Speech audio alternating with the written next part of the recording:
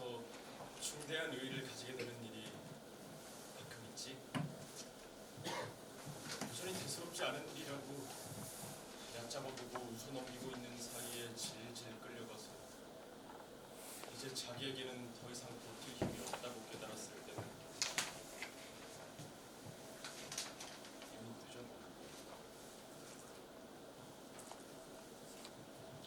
늦었다. 아니야, 이런 얘기는 그만두자. 나 정말 즐거워. 저기 난생 처음으로 저기 전나무와 단풍나무와 자작나무를 보고 있는 것 같고, 그것들도 나를 힐끔힐끔 숨을 죽이고 보고 있는 것 같아. 정말 아름다운 나무들.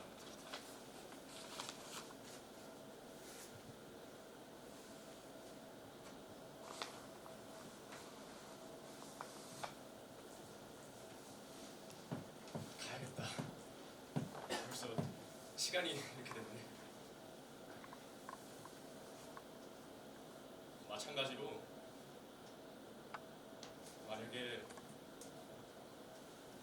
만약에 내가 죽는다고 하더라도 어떠한 형식으로든지 삶에 참여하겠다.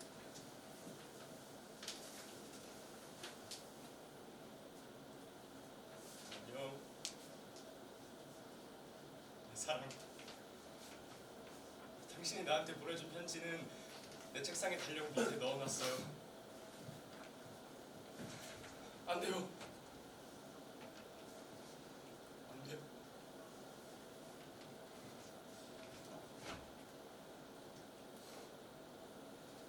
이리나, 나 오늘 커피를 안 마셨네.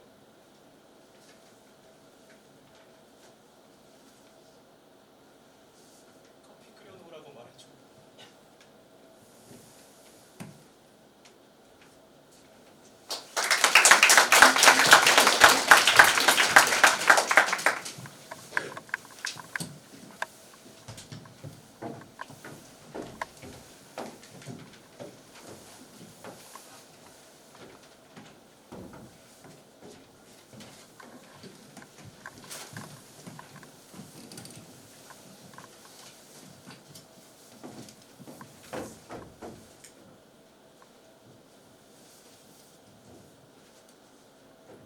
왜 저러는 걸까? 대체 내가 뭐라고 했다고 저러는 거죠? 자기가 직접 이 연극이 농담 같은 것이라고 해서 나는 농담으로 대했을 뿐이에요. 아, 이제 보니 그 애는 아주 대단한 작품을 썼나 보군요. 그렇지 않은가요? 그 애가 연출을 하면서 유황냄새까지 풍긴 건 농담을 하기 위해서가 아니라 시위를 하기 위해서였나 보네요. 어떻게 써야 하고 무엇을 연기해야 하는지에 대해서 우리를 가르치려고 든 거라고요. 정말 지긋지긋해요. 이런 식으로 항상 나를 공격하고 자극하는 거 이제 정말 지겨워요. 자존심만 강하고 공격스러우니까. 안 그래요? 하지만 그 애는 평범한 희곡을 택하지 않고 저런 대파당한 장군애를 우리에게 강요했잖아요. 농담을 한다면 그런 장군애를 들어줄 수도 있지만 보세요. 저건 새로운 형식에 대한 강요, 예술의 새로운 기원을 위한 강요잖아요. 내 생각엔 새로운 형식이 아니라 나쁜 근성일 뿐이라고요.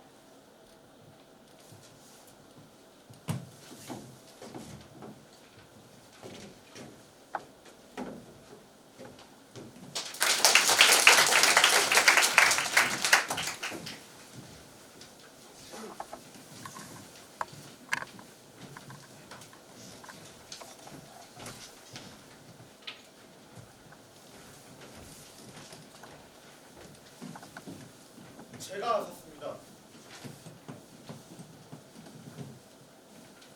잠깐만 좀 기다려 주십시오. 부탁입니다.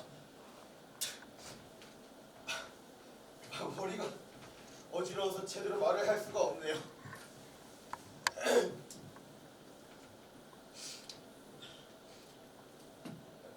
우리가 경매장에 갔더니 제리가노프는 벌써 거기 와 있었어요. 우리 가예프 선생은 1만 5천 루블밖에 가지고 있지 않았는데 제리가노프는 부채 위에다 3만 루블을 더 불렀어요. 사태가 심상치 않다는 걸 알아채고 나는 그자를 상대로 4만 5천을 불렀죠. 그러자 그자가 4만 5천을 부르고 난 5만 5천으로 응수했어요. 이렇게 그자는 5천 루블씩 올렸는데 난 1만씩 올렸죠. 마침내 끝이 났어요. 부채 위에 9만 루블을 불렀더니 결국 4개로 낙찰되었어요. 이 벚꽃 동산은 이제 제 거예요, 제 거라고요. 하나님, 벚꽃 동산은 이제 제 거예요. 제가 술에 취해 미쳐버렸다고 해도 좋고 제가 꿈을 꾸고 있다고 해도 좋아요. 하지만 저를 비웃지는 말아주세요. 돌아가신 나의 아버지와 할아버지가 저를 보고 계셨다면 좋았을 거예요. 노상매를 맞고 제대로 배우지도 못한 돌대가리에 겨울에도 맨발로 뛰어다니던 바로 그 동상거리 로파이니, 세계에서도 가장 아름다운 영지를 샀으니까요. 이것은 당신들이 상상했던 것이에요. 다만 불확실한 것처럼 그림자 속에 숨어있던 거죠. 열쇠를 집어 던졌군요. 이젠 이 집 살림을 하지 않겠다는 걸 보여주려는 거겠죠. 상관없습니다.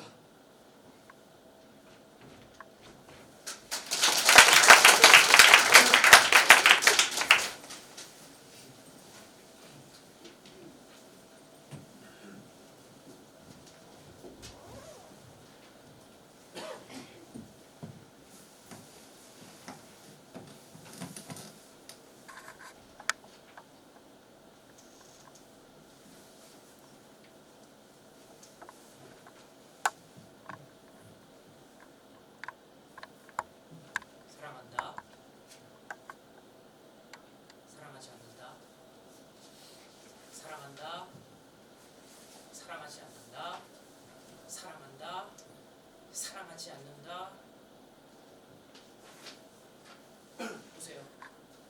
엄마는 저를 사랑하지 않아요. 당연합니다. 엄마는 더 살고 싶고 더 사랑하고 싶고 더 화려한 옷을 입고 싶지만 25살이나 된 저는 엄마가 적지 않다는 걸 항상 상기시키죠. 제가 없으면 엄마는 32살인데 제가 있으면 43이니까 엄마는 절 증오하는 거예요.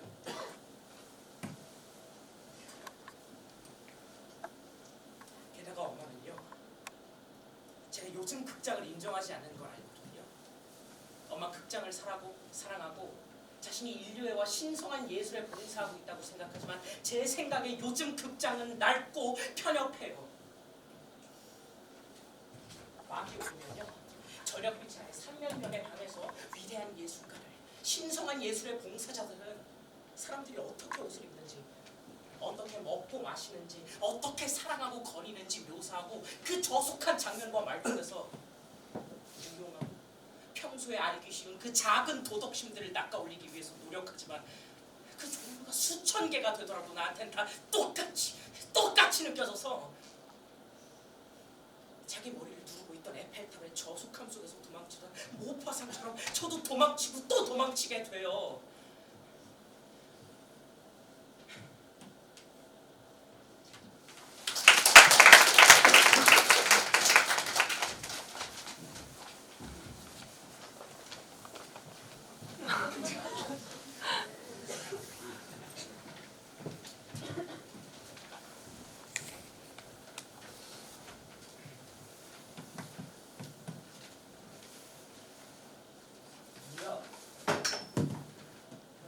당신을 저주하고 증오해서 당신이 보내줄 편지와 사진을 찢어버렸어.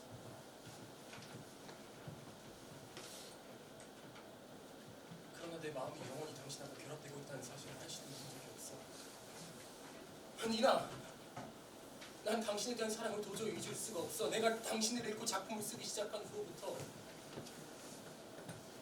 내 생활은 참을 수 없이 괴로웠지. 젊음은 순식간에 사라졌고 벌써 90년을 산 것 같은 기분이었어.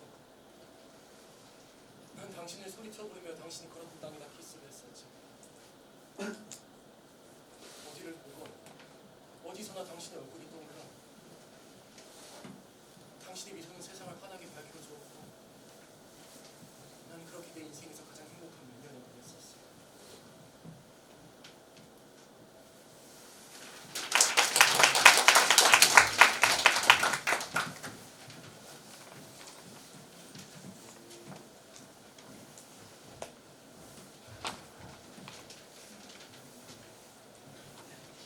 잠깐! 보여줄 게 있어요. 자, 이 해부들을 좀 보십시오. 좀 봐요. 당신은 약한 성격이 어쩌고 운운하면서 사람의 내부를 샅샅이 밝혀놓은 그림은 두려워하죠. 바로 그게 당신의 잘못입니다. 당신은 몸속이 장미꽃잎으로라도 덮여있다고 생각하세요? 자, 돌아서서 해부들을 보세요. 당신에게 도움이 될 거예요. 그 얘긴 그만해둬요. 당신이 산통을 깼기 때문이죠.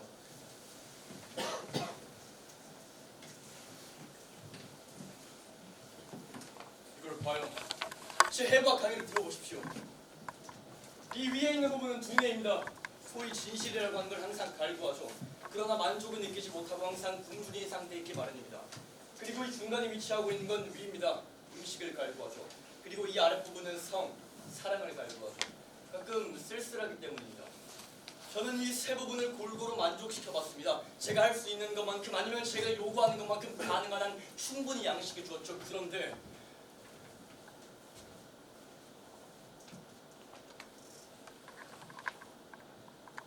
당신은 어느 한쪽도 채워주질 않았습니다.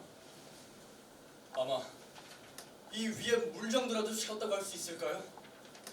그런데 이 사랑과 진실에 대해선 당신은 낡은 생각, 낡은 행동, 낡은 몸짓까지 그대로 자기 걸로 받아들이고 말았죠.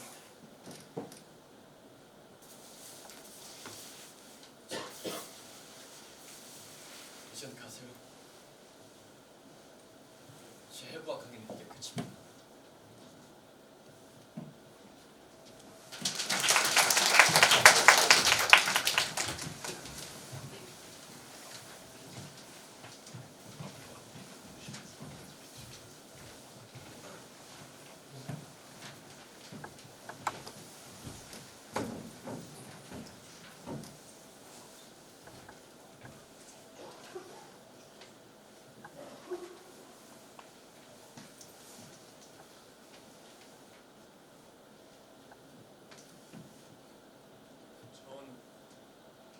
바람 따라 여러 곳을 떠돌아다녔습니다. 무시한 도시는 낙엽처럼 내게 들이쳐왔습니다. 맑은 길거리지만 가지에서 흩날리는 잎새처럼.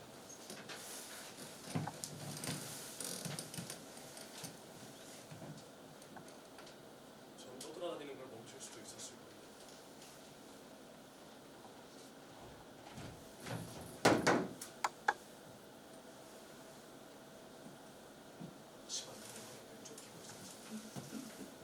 그것은 모르는 사이에 저를 짓누르고 덮치곤 했답니다. 어쩌면 그것은 귀리 음악도 있고 투명한 유리 조각도 있습니다. 어쩌면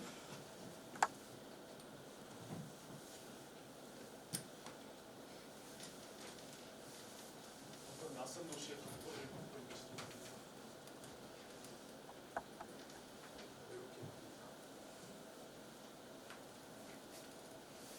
평소하게 불빛이 휘황한 창가를 지나갑니다. 유리창은 여러 색깔의 유리면과 부서진 무지개에 담겨져 영롱한 작은 창문이 닫혀있습니다.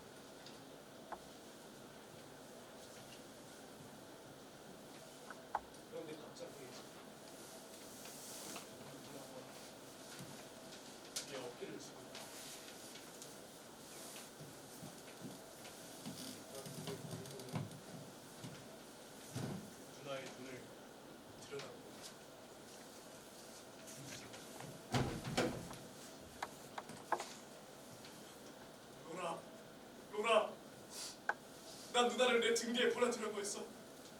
하지만 난 생각했던 것보다 더 심리가 있나 봐. 난 담배를 지불하고 길을 건너고 극장이나 술집으로 달려가거나 술을 사기도 하지. 가까이 있는 낯선 사람들에게 말을 걸기도 해.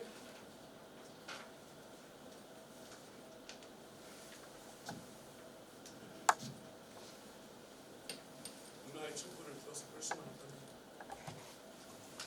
무엇이든지 말이야.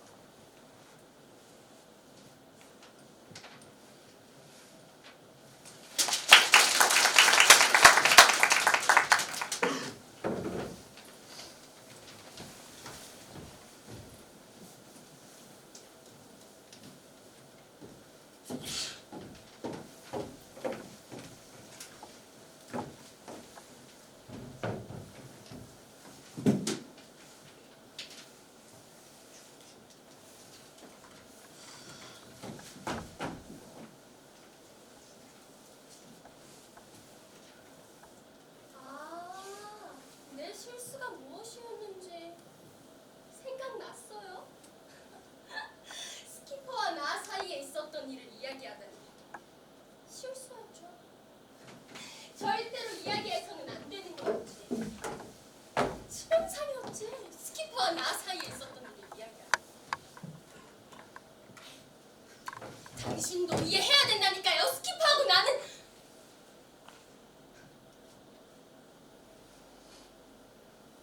이번만큼은 당신한테 해야 될 말을 죄다 하겠어요. 스킵하고 나는 사랑을 주고받았어요. 그런 걸 사랑이라고 부를 수 있을지 모르겠지만 우리 둘이 다 조금씩 당신과 조금 더 가까워지고 싶었기 때문이었죠. 알아듣겠어요? 잃어먹을 당신이 사랑하는 모든 사람들에게 너무 지나친 걸 요구해요. 나한테도 스키퍼한테도 또 불행하게 당신을 사랑하는 모든 미친놈들. 나와 스키퍼 외에도 당신을 좋아하는 사람은 수없이 많았죠. 빌어먹기 너무 지나친 걸 요구하죠. 기아신부 신과 같은 존재.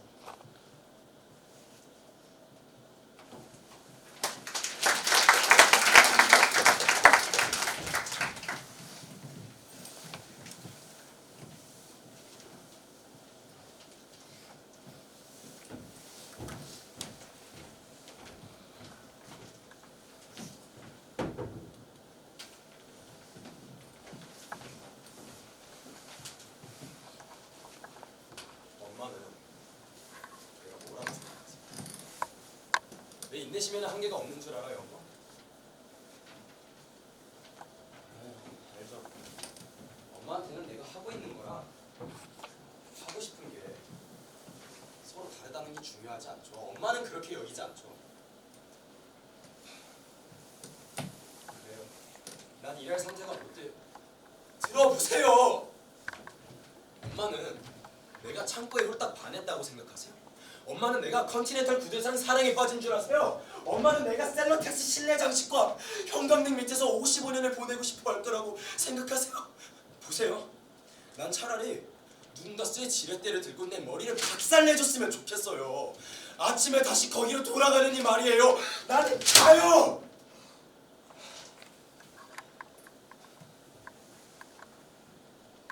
엄마가 그 빌어먹을 일어나서 빛나라 일어나서 빛나라 외치면서 들어올 때마다 난 죽은 자들은 얼마나 운이 좋은가 라고 혼잣말을 해요.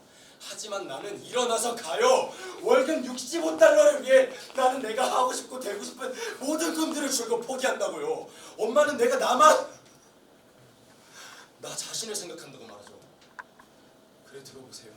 내가 나 자신을 생각했다면가 저 양반이 간 곳에 가 있을 거예요. 교통수단이 닿는 한 멀리요.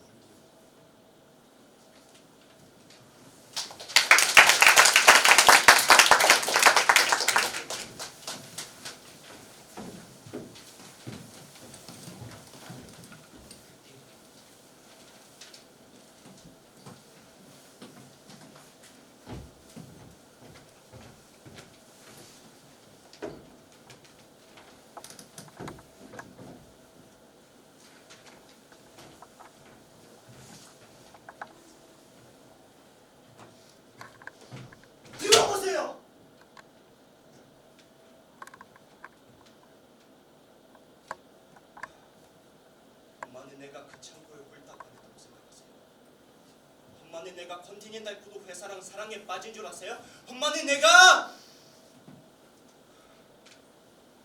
셀러탁 세실의 장식과 형광등 밑에서 55년을 보내고 싶어 할 거라고 생각하세요? 보세요. 난 차라리 누군가가 쇠치레대를 들고 내 머리를 박살내 주었으면 좋겠어요. 아침에 다시 거기로 돌아가는 이 말이에요. 나는 가요. 엄마가 빛나고 일어나서 빛나라, 일어나서 빛나라 외치면서 들어올 때마다 나는 죽은 자들이 얼마나 운이 좋은가 혼잣말을 해요. 하지만 나는 일어나서 가요. 월급 65달러를 위해 나는 내가 하고 싶고 되고 싶은 모든 꿈을 줄곧 포기한다고요. 엄마는 내가 나만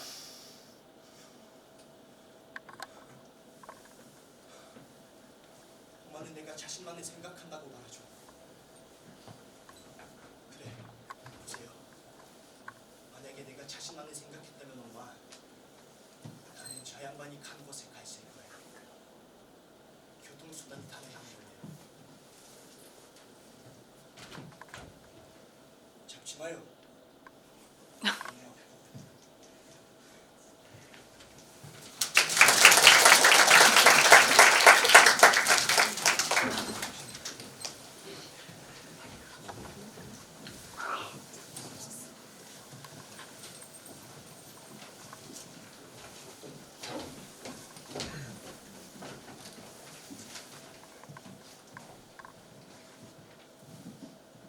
당신의 그 희망이라는 옷은 술에 취해 있었나요?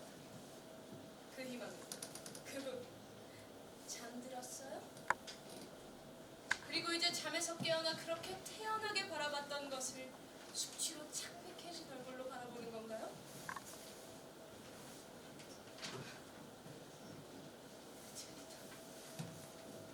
저에 대한 당신의 애정도 그렇다고 믿겠어요. 당신은 자신의 소망을 실현시키기가 그렇게도 무서운가요? 인생에 있어서 중요한 것을 손에 넣고 싶으면서도 갖고 싶다는 말이 입 밖에 나오기 무섭게 비겁하게도 난 그렇게 할 수 없어라고 하실 작정이에요? 그렇다면 왜 그런 중대사를 저에게 제안했어요?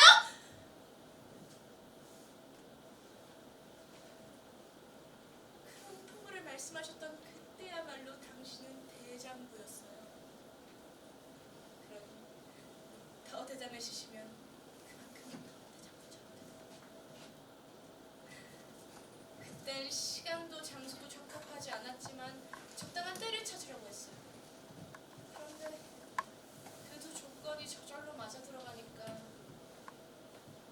나약해지는 거예요.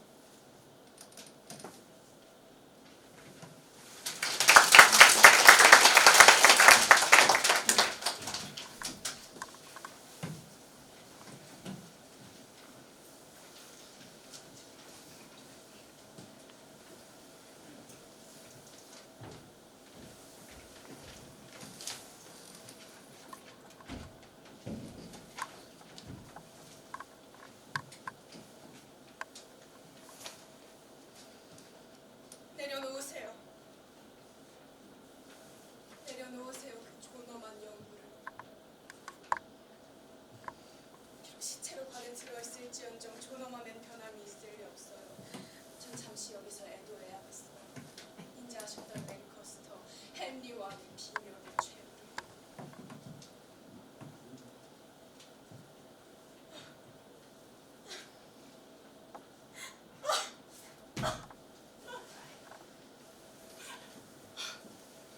지전이 속던 국왕께서 이렇게 무쇠처럼 싸늘하시다니. 랭커스터 가문의 파리한 제가 되다니. 왕가의 혈통을 이어받으니 핏기 가신 유해. 시아버님, 이 가련한 애니 당신의 영혼을 불러냈다고 책망하지 마세요. 아버님께 상처를 입힌 그 역정놈의 손에 살해당한 아드님의 에드워드의 아내, 이 앤의 가슴에 맺힌 한을 기다가 들어주세요.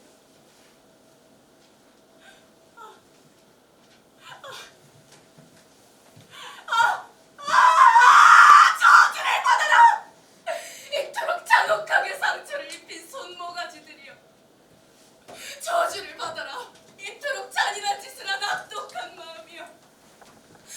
자신을 시해하고 우리를 비참한 나락으로 처박은 천하의 잔인무도한 역정에게 처참한 재앙이 떨어져라.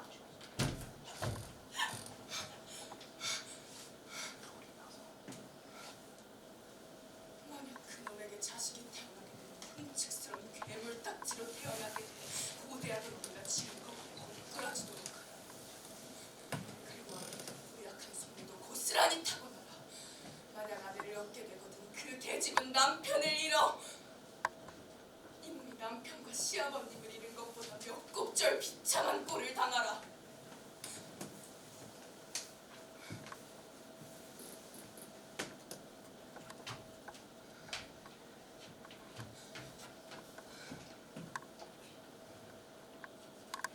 자, 영구를 첫 뜻으로 모시세요.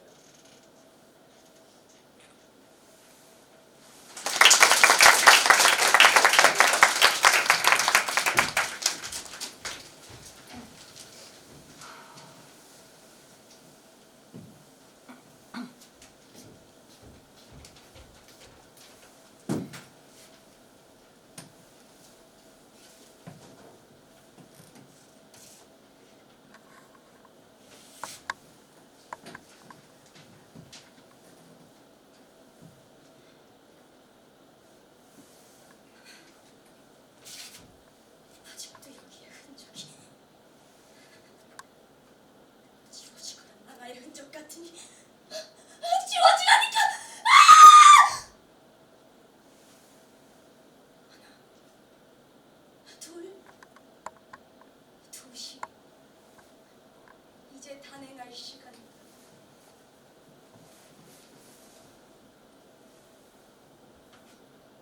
지옥은 깜깜하기도 하구나. 아니 여보, 무인이 다 겁을 내세요? 누가 알까봐 겁낼 건 없잖아요. 우리의 권력을 시비할 자는 없죠.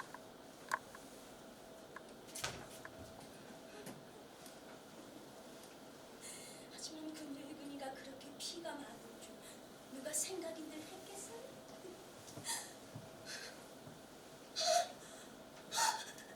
책이나 이놈의 피는 왜 도저히 지워지지 않는단 말인가? 제발 그만 좀 그만! 그렇게 겁을 내시면 이를 다 망치고 말아요.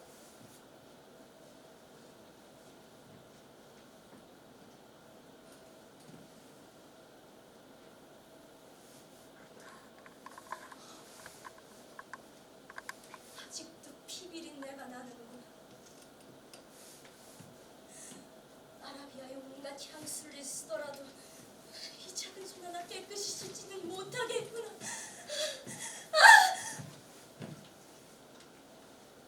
손을 씻고 잠옷을 입었을 때 날 그렇게 착각하게 쳐다보지 마.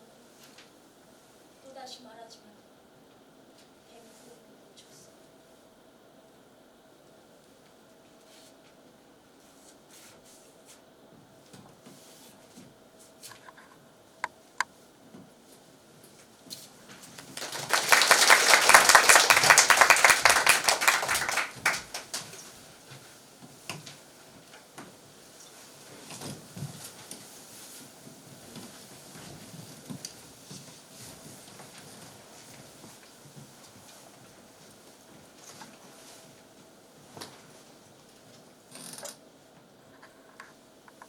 우린 이 집에서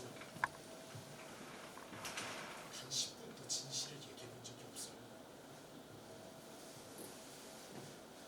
제가 왜 지난 석 달 동안 주소가 없었는지 아세요? 캔자스시에서 옷 한 벌 훔친 채로 교도소에 있었어요. 아버지 말대로라면 나는 굉장한 사람이 됐어야 하잖아요. 어떤 미친놈이 지목을 스스로 매요!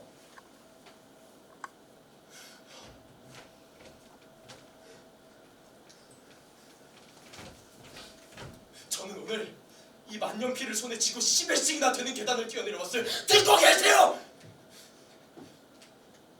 그 그러다가 멈췄어요. 하늘을 봤죠. 내가 세상에서 제일 사랑하는 것들을 봤어요. 일, 먹을 거, 앉아서 담배 한 모금이어요.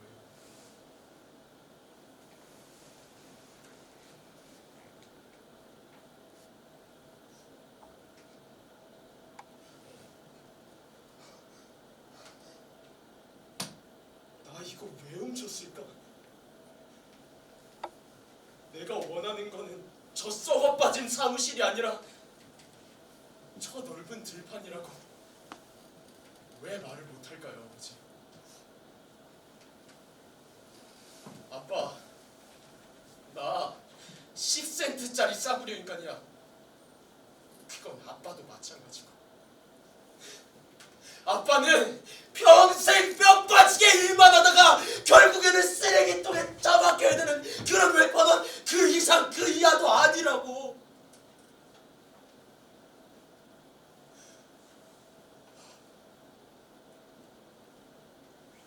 아빠,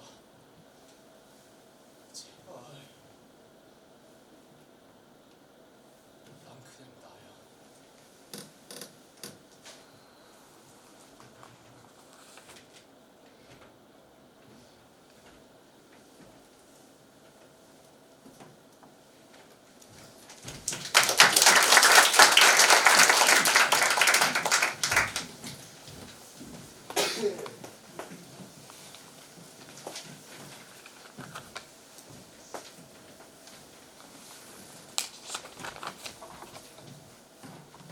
아직도 날 의심해. 날 더 이상 비난하지 말아, 엘리자베스. 내가 에비게일이 다른 사람들을 기만하고 있다고 생각할 때 내게 충분히 분별력이 있는 나는 에비게일을 잊어버렸어.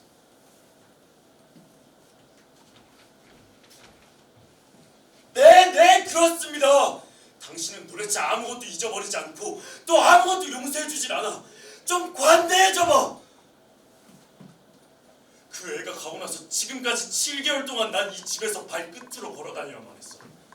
당신을 즐겁게 해주기 위해서가 아니라면 난 아무데도 가지 않았어.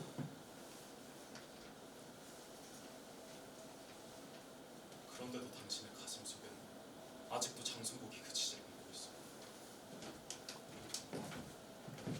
난 말도 못해. 입만 벌리면 의심이나 받아. 한마디 한마디가 다 거짓말이라고 욕이나 먹지. 집에 들어오는 게 꼭 재판을 받으러 법정에 끌려가는 것 같아. 그만. 당신이 처음 그런 의심을 말했을 때 난 고래고래 소리를 질러서 당신의 입을 막았어야 했어. 근데 난 풀이 죽어서 기독교인으로서 고백을 했지. 당신은 하나님으로 착각했던 거야. 그런데 당신은 하나님이 아니었어. 아직도 그걸 잊지 못해.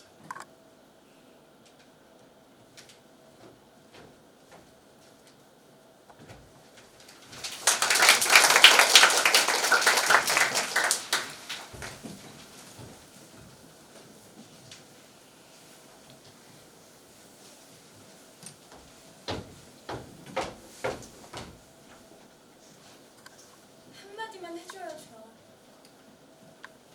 은밀한 말. 바보 같은 계집애가 날아가는 걸 보려고 5마일이나 걸어왔단 말이에요.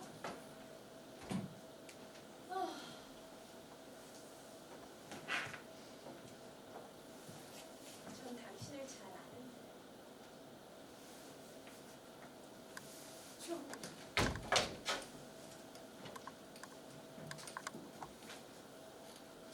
매일 밤 당신을 기다려요. 희망보다는 더한 걸 갖고 있다고 생각하는데요.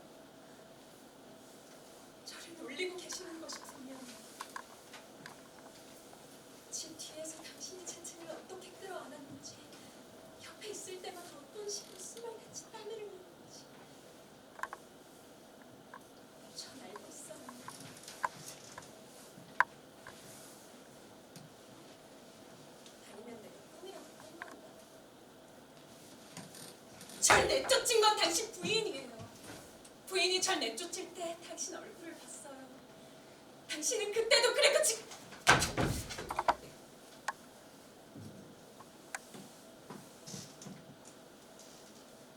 당신 저 브라트가 깨어나요.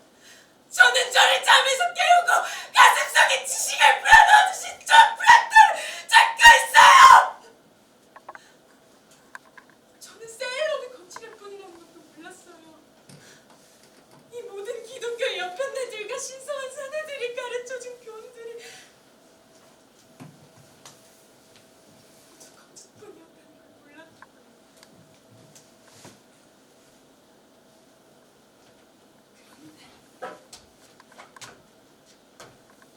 그런데 이제 저도 제 눈앞의 빛을 없애는 거.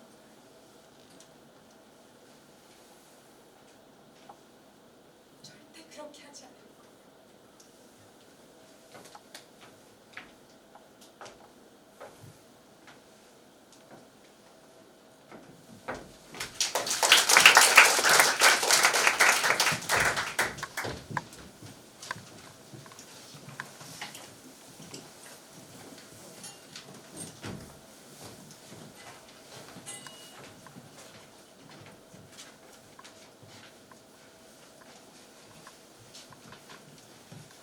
영광 영광 할렐루야 영광 영광 할렐루야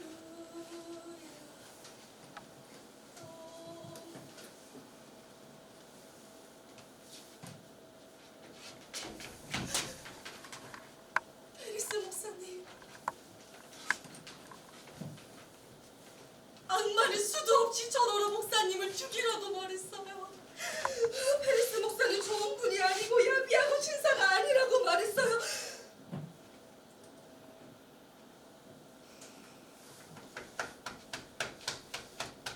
저더러! 침대에 소리가 나 당신 목을 자르라고 했어요. 하지만 난 이렇게 말했어요.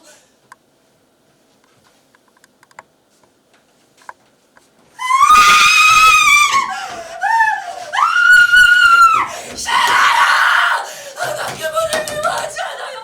나 그분을 죽이고 싶지 않아요.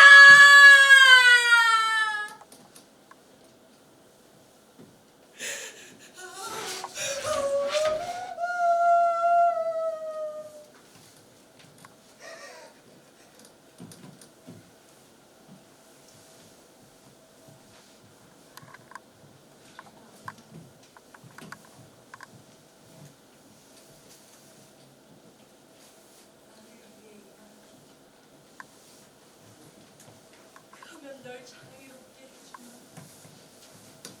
아름다운 옷도 입혀주고 하늘 높이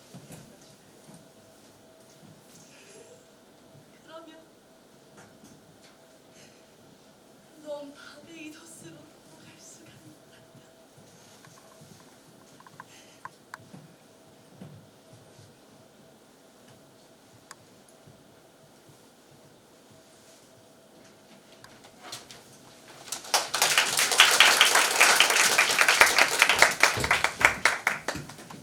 네, 이것으로 1부를 마치겠습니다. 15분의 휴식시간 이후에 제2부 시작하겠습니다.